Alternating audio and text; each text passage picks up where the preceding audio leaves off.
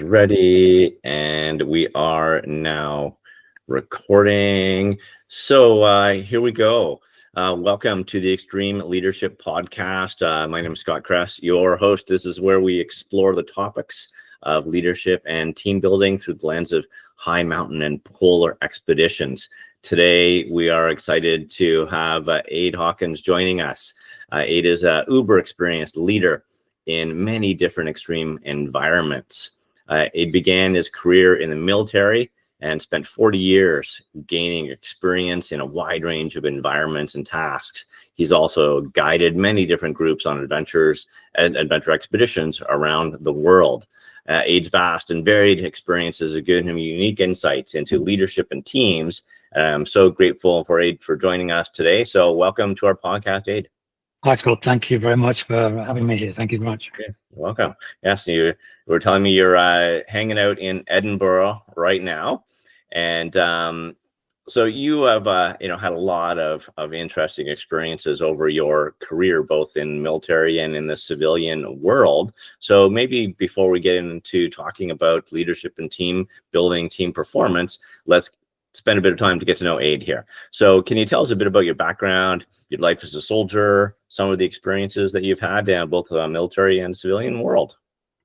Yeah, sure, Scott. And forgive me if I use any acronyms or things that are very, what I might call military centric in the United Kingdom. So if anytime I say something, just say, hey, big no, say that again. But yeah, I had a great career from soldier through to regimental sergeant major from a soldier's perspective. And that really takes you through all the ranks, and that I'll come back to maybe, but you start to learn the skills with a hands-on perspective. And then after that, I transitioned and went from captain to colonel. So I then moved into what might be strategic thinking. But it was never always like that. I was a bit of a wayward delinquent. I was a very successful arsonist as a young child, but my success ran out, and I was caught. And I was given an opportunity as a young boy to see the error of my ways or go into what might have been a care situation. So I was given a chance to join the military, because I think back in those days that was an option for those less gifted young men. And so I ended up in the military, and I was given a second chance, and I'm very respectful of this.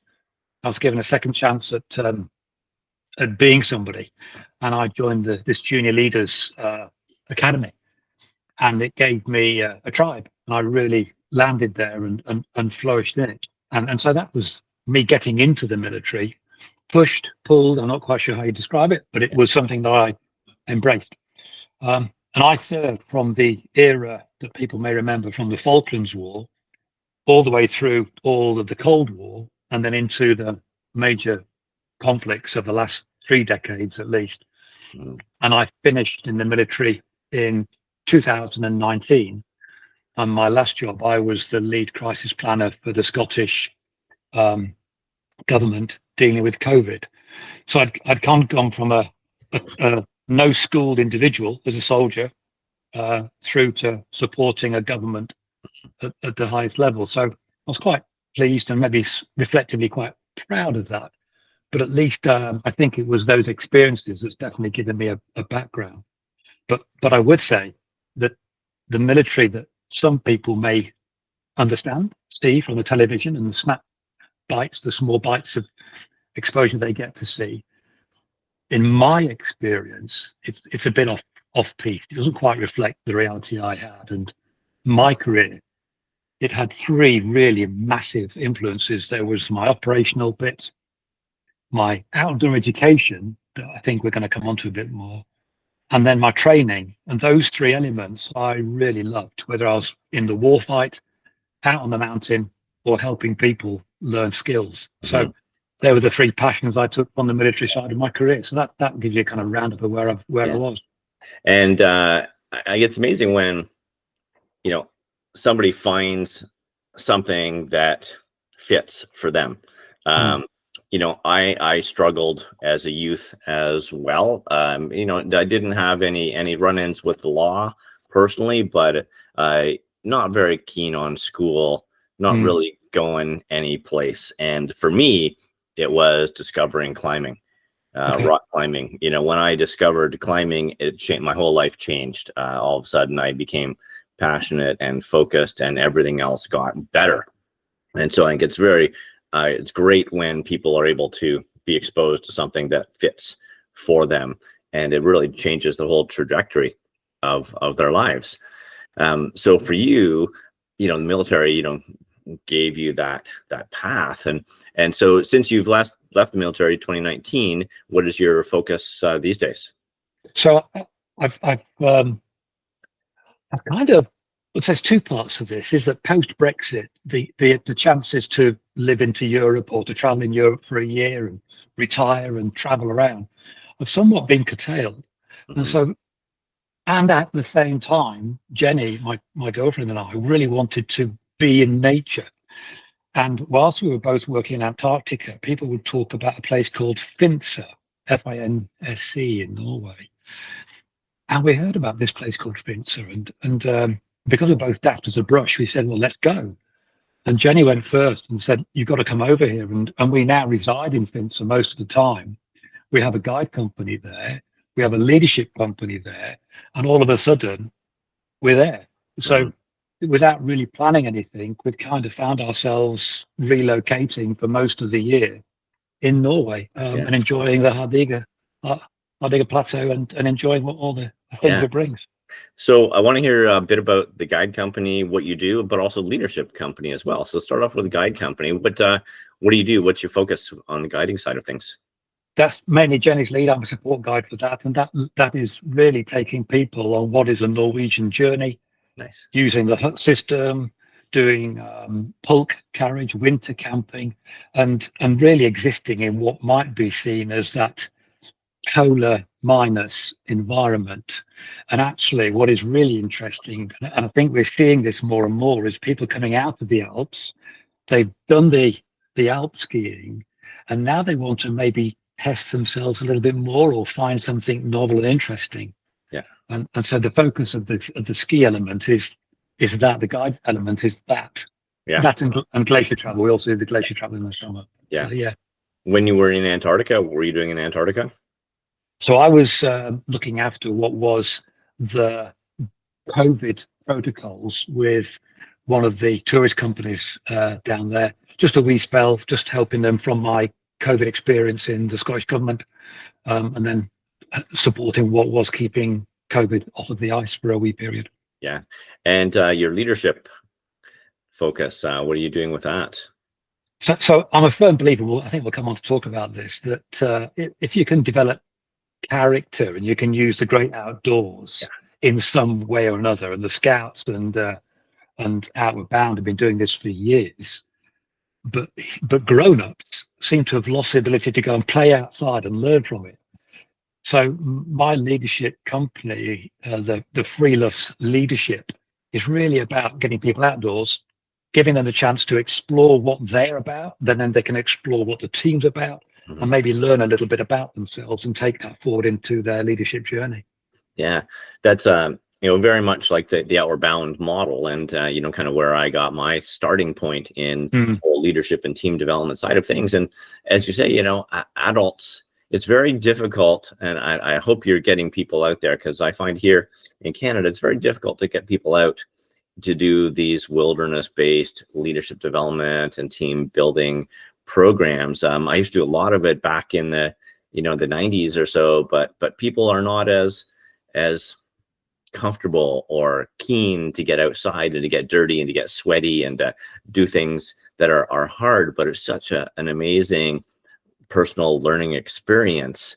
I really hope we're able to get more people out into this environment. So it's amazing that you've got this going, and most of my leadership programs have all transitioned into the conference facility indoors. We try to do some ropes courses and get outside and do a little bit of stuff, but it's very little comparatively to what we used to do. But it would be just so amazing to get people out in an overnight type of an expedition setting, and the experience is so rich for folks.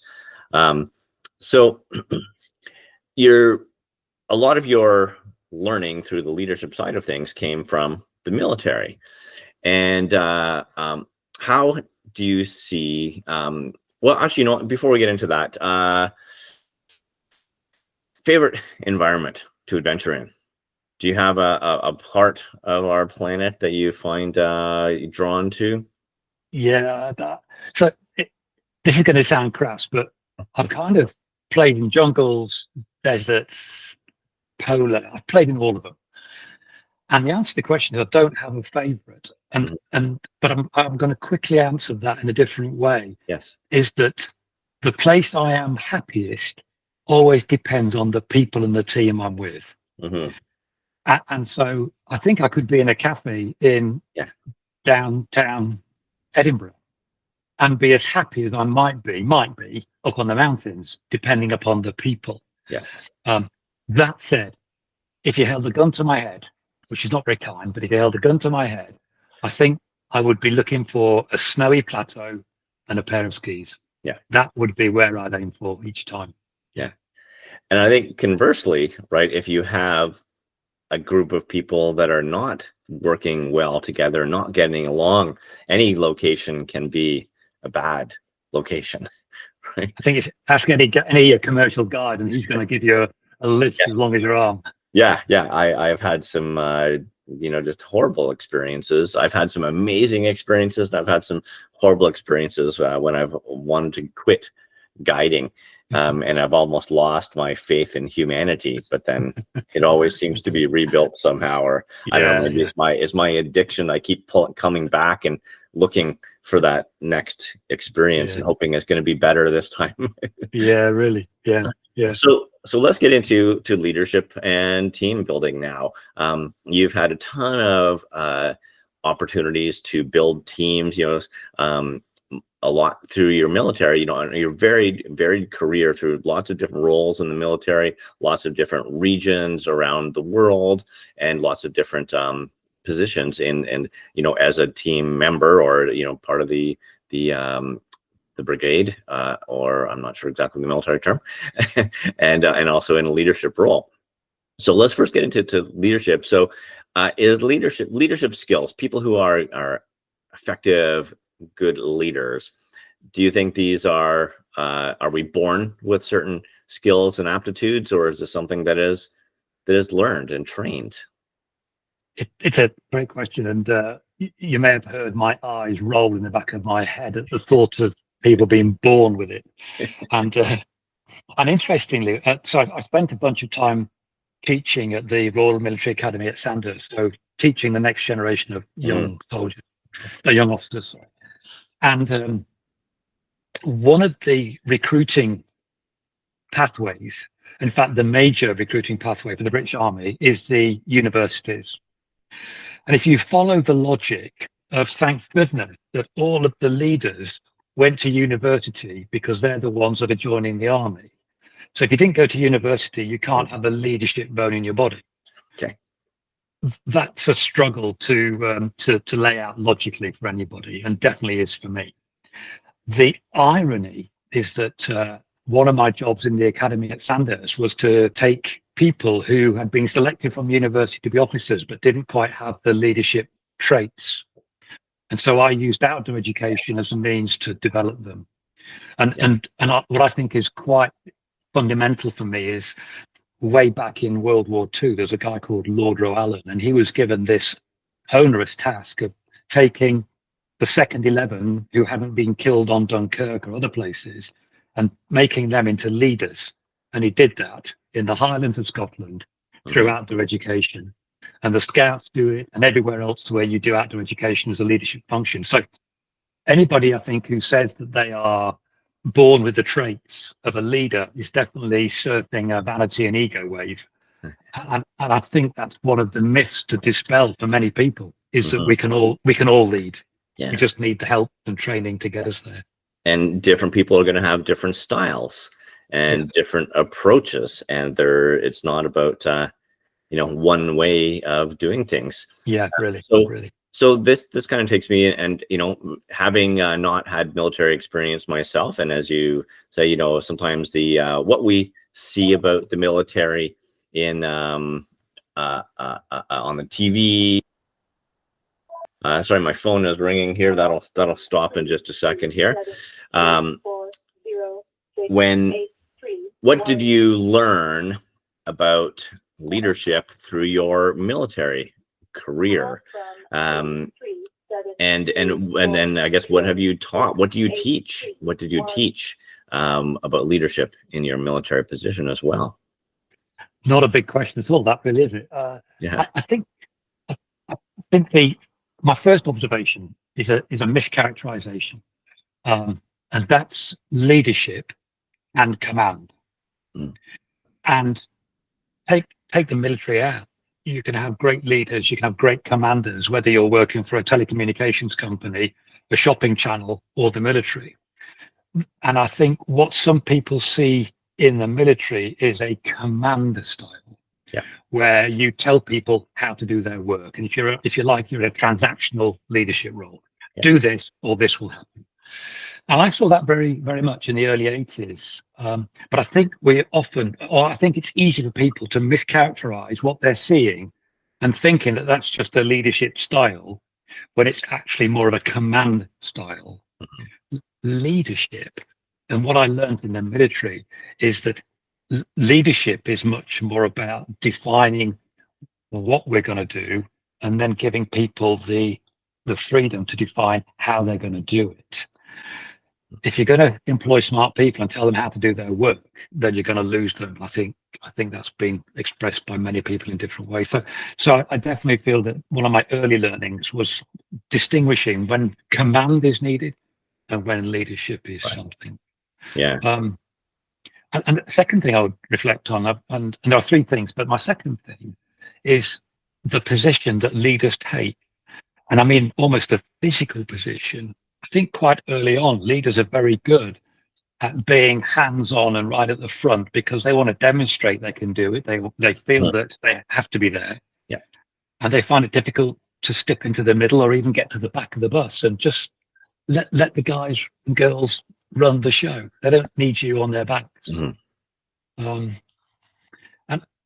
I think really that the best thing is about giving people the space, giving people time to understand the job, understand what's required of them, get them to come up with a plan, get them to talk to you about their plan, integrate it, and get on with it. Yeah. And that takes time. And so often we think we have to move now, when in actual fact, having a better planning is everything. Yeah. It gives us a better outcome. Yeah.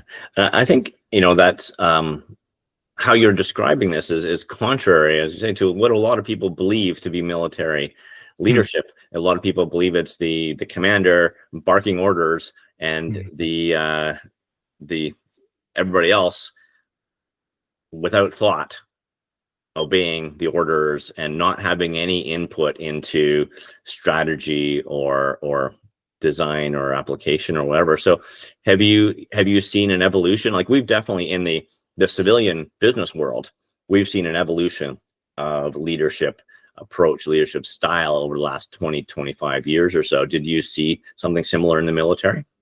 Yeah, and I would always say to people that the military are just a reflection of society, culture, of the place they employ from. And so we have the difficulty is that there are times when you have to say to somebody, get up, get forward, kick the door in and go in. Yeah. And you have to say that to them, but you're not going to make them do it unless you've had the time with them and they trust you and you understand the risks, and they do. So even if you're in a transactional command style, you still need to have rapport and the love of the people who are with you. You can't just treat them like cannon fodder. And I think over my history and career, I've seen much more connection to people. They're not now just a number. They are real people, and actually they're smart, they care, and they're really effective. I've seen that. One of the things that I very much teach in my leadership programs is that when you're looking at building a high performance team, I always say that relationship is the foundation of all high performance teams. We don't do things for each other because we have to. We do things for each other because we want to. Yeah. And so there is that necessity of building that relationship, trust, communication, so that when we do have to be that command leader, then people are okay with that. When I'm teaching about leadership style, it's a very effective and necessary leadership style, but it only works in certain circumstances and generally for short periods of time. People only like being told what to do for a short period of time, and they're okay with it if you've got the relationship, but then it only works in those certain situations. So given all this experience, varied experiences in different roles, different countries, different cultures, can you tell us, what do you think makes a great leader? A huge question, but in a few sentences, what are the priorities? What are the main key characteristics of a great leader? So I think first of all, there's competency. You've got to know your stuff. If all you do, if you're full of bullshit, then you are going to get found out. And I think being confident in the technical skill, and I would say just good enough, and that could be slightly confrontational to some people. But if your focus is on tying knots faster than anybody else, skiing faster than anybody else, you're caught in a cycle of machismo. And you don't need to race everybody on the team, because all you're doing is forgetting the guys at the back and the girls at the back, maybe. So competence, good enough. The second thing is commitment. You need to care. You need to get up in the morning and care for people, the task, the team. If you only care about yourself, then we've got a bit of a problem. So competency, commitment. And the last thing, I'll always come back to this, is character. You need to be able to roll with it, get up, enjoy it, laugh at it, plan it, deal with it. And that comes from your character. And without character, you're just a manager with a spreadsheet. The moment you get character, you're going to be the leader. And I think that's a tricky dynamic. Yeah. So competency, commitment, character, great way to sum up, three great characteristics of a leader. And a lot of that ties into, we spend time talking in our leadership programs around servant leadership. And those are very much the characteristics of a servant leader, who is not there for themselves, but they're there for the betterment of the team and the individuals within the team, doing everything in their power to help the team be successful. So teams, in the military and on expeditions, you have to put together a team in pretty short order in many cases, so that people can accomplish a specific task. So how would you define a high performance team in the military and for an expedition? What's the difference between the two? Yeah. Is there a difference between the two, I guess? Yeah, that's really interesting, because going back to what we were talking about earlier on, and having time to kind of get to know your team, when we think about expeditions and commercial guiding, time is the one thing that you never have. No. That you meet them at the airport, you're going to deliver them back in 3 weeks' time. Good luck, everybody. Yeah. And I don't envy, and I do it now, but I don't envy myself and other people who are trying to make a team in that short period of time. It's really hard. But high performance teams, I would define that is that the high performance team will deliver despite and with or without the leadership. Okay. They don't need the leader if they're a high performance team. If they have a leader, actually, with a great leader, they can do the same task with style, with fun, with feeling, because there's that person to add that extra gisance, that extra flair to the task.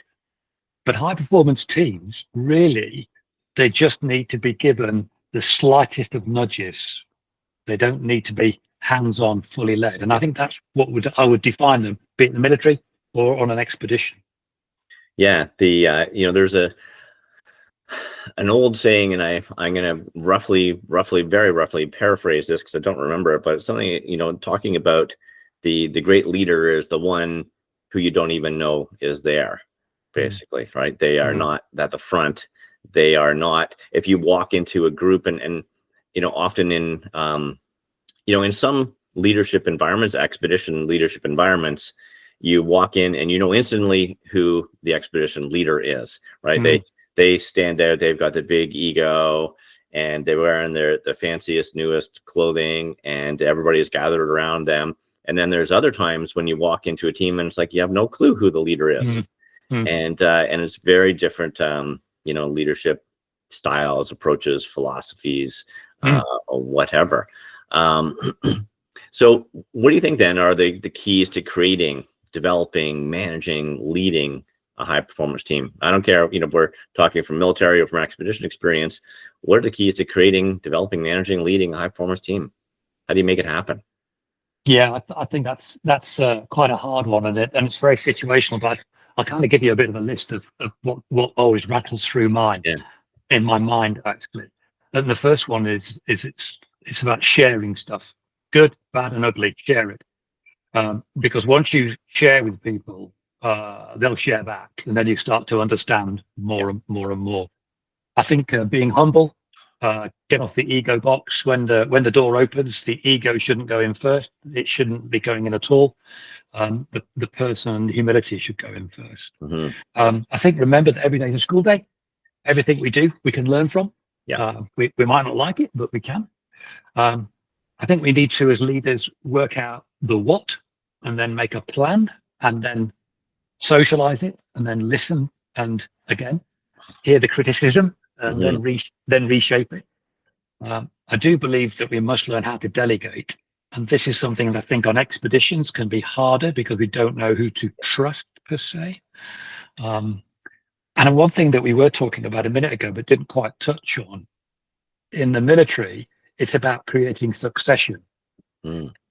What will you do when I've gone? Because I will go.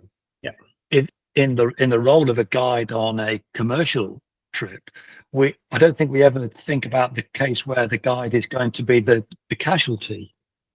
And then how will we deal with that? So I think that's a struggle. I think we should always send with love. And I mean that in the way that we communicate, the way we think, and that's about thinking the best of the team. And we should always listen carefully, because it's never about the thing. When somebody's complaining, it's never about the thing they're complaining about. And my last point is always develop the followers. We always talk about leadership, and there'll be 6 million pages on how to be a leader, and there'll be one word on how to be a follower. There's a great book called Followership, talking about how to be a follower, because we don't spend any time on that. And there are times when we are leaders, there's times when we are team members, followers, and how do you do that well? And I think it's very difficult to do in a commercial expedition, but my goal is by the end of an expedition, the team is very self-sufficient. They are setting up the tents, they are starting the stoves, they are getting the equipment ready in the morning. They know what to do. You're not kind of spoon feeding them through this. And but it's not always possible on a commercial expedition, depending upon who you have on your team, why they're there. Some people aren't there to learn that stuff. They don't want to learn that stuff, and how much time you have.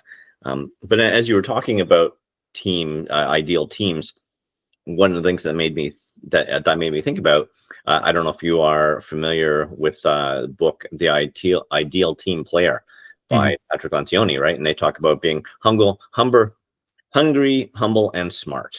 And our strategies to build or characteristics of a high performance team or individuals within the team.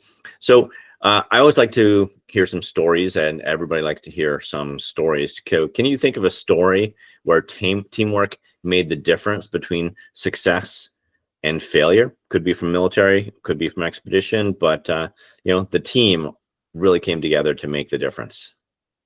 I was thinking about this, and it's actually a blend of military civilians. So in the military, we have a thing called adventurous training, where we can take one another into the mountains as a part of our development. And I was taking one of these expeditions to Peru around the Huayhuash, so up to about 5,000 meters. And my support guide, we had a team of 14. My support guy, Steve, woke me in the night feeling very ill, and I thought he had HACE or HAPE, and we basically took the team and went down. Thought we'd solved the problem. He then collapsed, and a phone call to the doctor back in Germany was that he had some kind of virus and he was getting worse. I put the phone down, it rang again. One of my team members' wife had got stage 3 cancer. Oh. So within the space of a couple of hours, I'd gone from having a great trip to feeling a bit rubbish. And I simply gave my team direction that we were now going to take a straight line to get to the nearest roadhead and get these 2 people where they needed to be. And I'll be honest with you, I could have sat down and drunk coffee for about the rest of the day, because I was surrounded by somebody who suddenly became a group leader looking after the casualty, a group leader being empathic towards this guy who was in tears. And they brought together these 2 plans.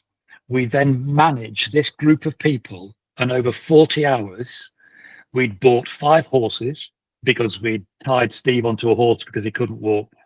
We'd crossed 3 major rivers. We'd commandeered 2 vehicles. We bought them, but then sold them back to them. And we finally got, with 5 hours rest over the 40 hours, to a roadhead.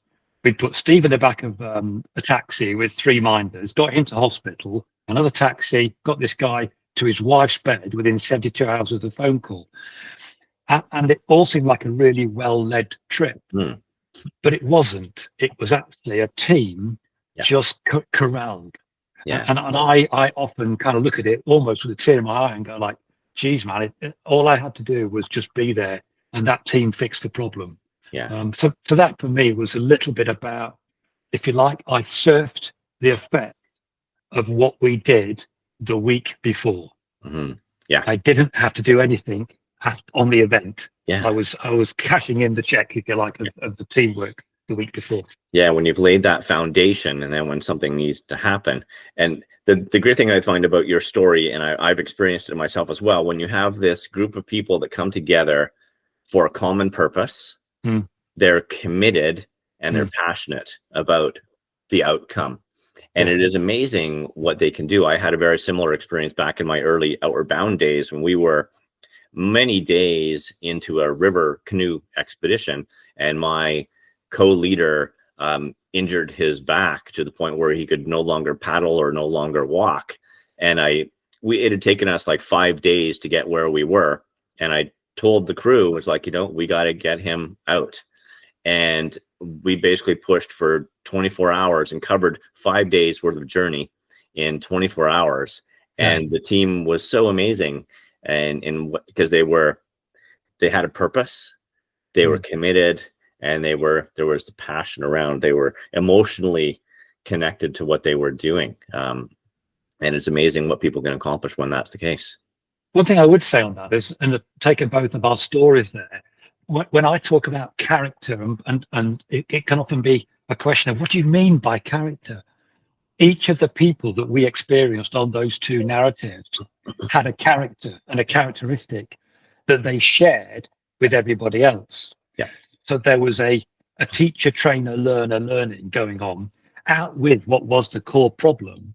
But right there, we saw character, we learned character, we experienced character. We all go away and we share it with the rest of the world. And so I think people often forget that around them is character all day, every day. Yeah. And, we should be thinking about that every day, because we are influencing everybody around us every day with what we do. And we're not always really conscious about that. And we can be influencing in a positive way. We can be influencing in a negative way. And to be really conscious of that, mindful, big HR buzzword that's been around for a few years now, being mindful of the environment around you and how you're influencing that. But, both of our stories are the amazing team performance came out of a change, something unexpected. That was not in our initial plan. We often say that change is the only constant, right? No plan ever goes exactly as you think it's going to go. So as a leader, you lead change, you initiate change, you help guide people through change. So when a dramatic change occurs, how do you as a leader process it? How do you then share it with the team? One thing I'm always keen to, and in the military they say no plan survives contact with the enemy because they get a vote. Yeah. And one thing I'm always keen to express to people is that even the most dramatic change that you can imagine, in reality, it may not be that far from the original. Okay. So don't throw the baby out with the bathwater, first of all. You might find that all you have to do is refocus. And for example, my story that I just told you, I had camping, clothing, equipment, I had fit people moving, but I had to completely change the plan. But I didn't have to change any of the logistics at all. Yeah. So this massive change only required a few degrees on a map. It didn't require completely rethinking. Right. And so one of the things I became good at, and I still feel quite good at, is simplifying the complicated. And so when you get a massive change, I think the leader's first job is to simplify it and then boil it down to what the constituent parts really mean. Mm-hmm. And if you can't do that, Yeah. you're going to be stuck in a massive change bubble. Yeah. If you can simplify things, identify it, you might have to just change one piece of information. And I think that's all about communication with the team, sharing and understanding. Yeah. You've got a huge foundation laid. As you say, we're not changing everything. You're just changing by a few degrees. You're moving to a slightly different focus or different purpose, but all those elements of teamwork, communication, collaboration are still in place. All the skills are still there.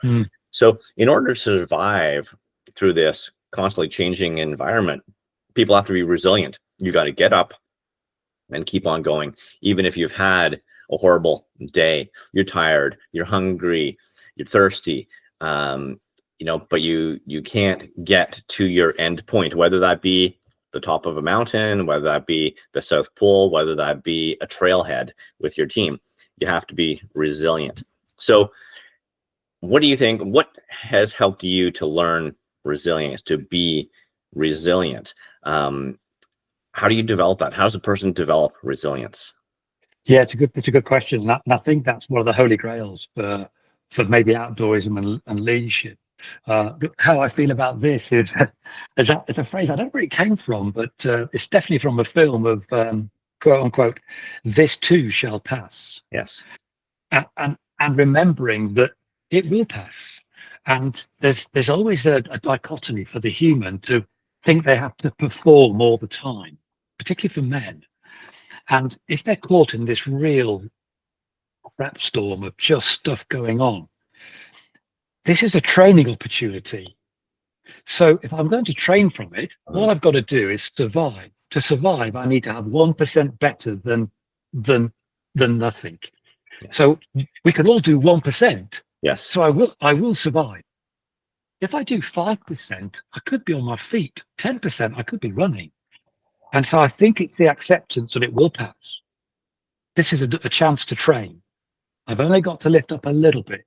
Mm-hmm. Once you've gone through those basics, then you can get back into what is fertile ground of moving forward. I think the danger is when you feel you can't move forward at all, and then you're trying to perform at a too high a level. Come back a bit, train 1%, keep going. Yeah, I think that's a great way of looking at it, because a lot of people give up, they quit because they don't feel they can perform to the best of their abilities. But you don't have to perform to the best of your abilities. Resilience is just about getting up and moving forward.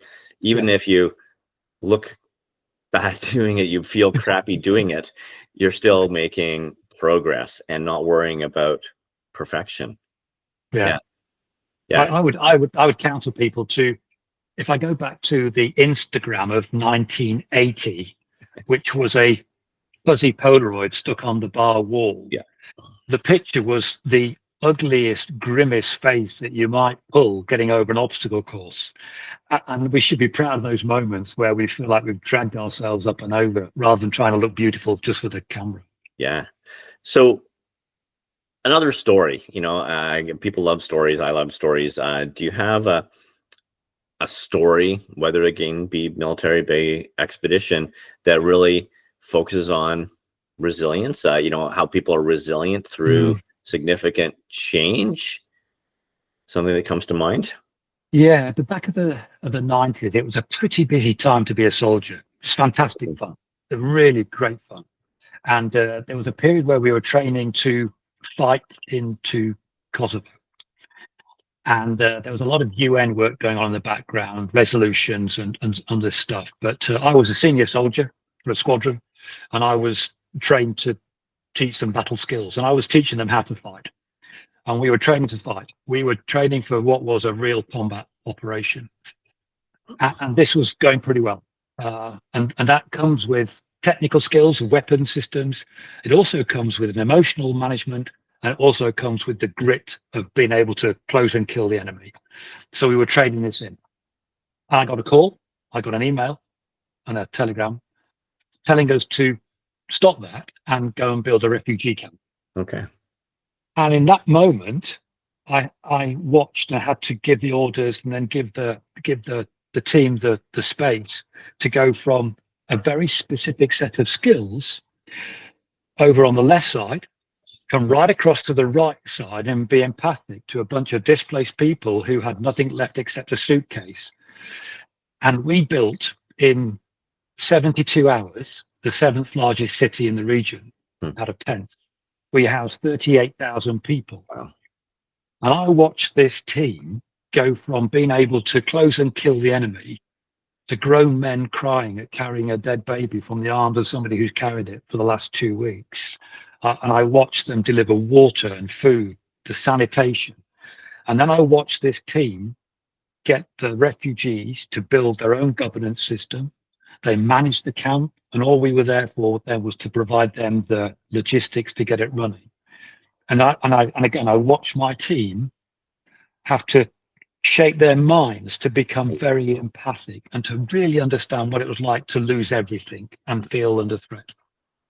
And lo and behold, a month later, prepare to move now. The illustrious words of a soldier. And we went back to the war fight, and 72 hours later, we were over the border. And again, I watched my men and women shift their mindset away from that role of it being very empathic and facing the plight of others to we're now dealing and we are going to deliver the UN resolution. Right. Be damned. And I think that took resilience from their character. Mm-hmm. It also took resilience from their junior leaders and their senior leaders to keep the team together. And some people fell off the track. PTSD was a factor for some people in there. But in the main, I would talk about resilience in that way as being sharing something, exploring how it and what it means to other people, and looking out for one another, which is a great leadership trait as well. And so, yeah, that was a very resilient, focused moment. Yeah. Well, very touching story in many ways, but just so many lessons that can come out of that. Such a rich environment for learning and personal growth and helping others, being that servant leader. This has been a fascinating, conversation with you, and I'm sure we could keep it going for a long time, and I would love to keep it going. And maybe I will pop over to Norway one of these days, and we can go for a ski and continue our conversations. But I think for our purposes of our podcast right now, we're starting to run out of time and moving to our close here. So just to sum it up, and you've mentioned this many times through here, but how would you sum up, advice for leaders, regardless of the environment, the challenge, the type of team? What would you leave as your final words on leadership, being a great leader? I remember the advice given to me was it's not what you do, it's how you do it. And I thought that was always quite useful. And I'm gonna offer that because I always like to pass that back because it's a good one. I've got two small sentences. My first one is take risks. I think if in a leadership role you play everything safe, you're denying yourself the chance to flourish. And whether it's big or small, long or short, take risks. And I don't mean physical risks. We can leave that to the alpha males who want to do a bungee jump and God knows what. I'm talking about the subtlety of the game that we play with ourselves. And it's hinged around two questions. Can I do it? and how will I do it? And if you don't take risks, you'll never answer those two questions in life. That's my first one. And my last one, and you may expect me to say this, but I would always say develop character. And take the chance to look into the eyes of others, try and understand what they're thinking, try and work with them, understand how you can make things better, and develop your character. That would be my advice. Yeah. Amazing. Good. Well, thanks for your time. Thanks for sharing your incredible stories with us today. Really appreciate that. To our listeners, hope you really enjoyed today's episodes and are taking something from it, looking at how can you apply it to your world, to your adventures, to what you do, helping you to be a great leader and build high performance teams. So in next time, we will continue our conversation. And that is all for now. Thanks, and have a great rest of your day. Thanks, Scott.